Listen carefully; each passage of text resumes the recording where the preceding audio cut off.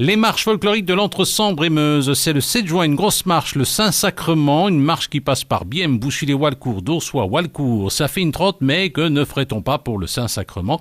Et puis si vous n'avez pas envie de vibrer au son des fifres et tambours, filez à Trasny, c'est le week-end des artisans les 6 et 7 juin au château. Forgerons, céramistes, graveurs et même un maréchal ferrant, et puis aussi un marché artisanal avec des produits de bouche. Samantha coordonne ce premier marché, elle nous met l'eau à la bouche. Donc nous aurons Pasteria Constantini qui propose tout ce qui est pâtes fraîches et alimentation principalement donc italienne. Nous avons aussi une dame qui viendra donc proposer tout ce qui est crêpes artisanales, biscuits, confitures. Également tout ce qui est produit à base de lait de chèvre, donc fromage de chèvre, etc.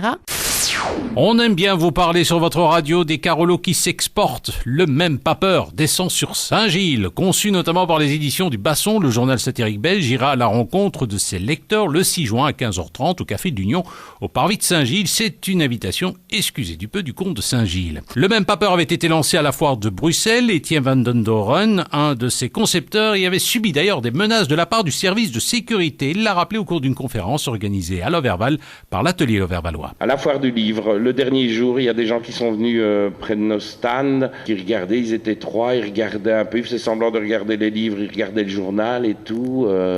Puis ils sont partis, ils étaient dans un coin, ils regardaient de loin. Il y a des auteurs qui ont commencé à paniquer, à dire qu'est-ce qui se passe, c'est quoi ces gens-là et tout. Puis ils sont partis, et à la fin de la foire du livre, quelqu'un de la foire doit venir pour voir que le stand est en bon état et tout, signer un papier. Et la personne qui vient pour vérifier que tout est bien, c'est une des 3 personnes, c'est un responsable de la sécurité, qui a commencé à dire c'est pas bien ce que vous faites là. Ce titre-là, même pas peur, c'est pas bien, moi j'ai un ami arabe, c'est pas bien. On en reparlera l'année prochaine, si vous êtes encore là. Alors, si vous voulez assister à cette rencontre à Saint-Gilles, sachez que l'entrée est tout à fait gratuite.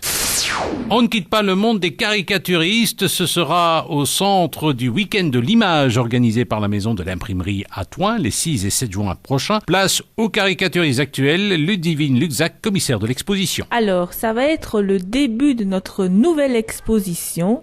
Il te faut un dessin, le dessin de presse au quotidien qui parle des caricatures, des dessins de presse. C'est très important et nous avons la chance d'avoir plusieurs illustrateurs qui vont venir chacun prendre une vitrine pour exposer leurs œuvres.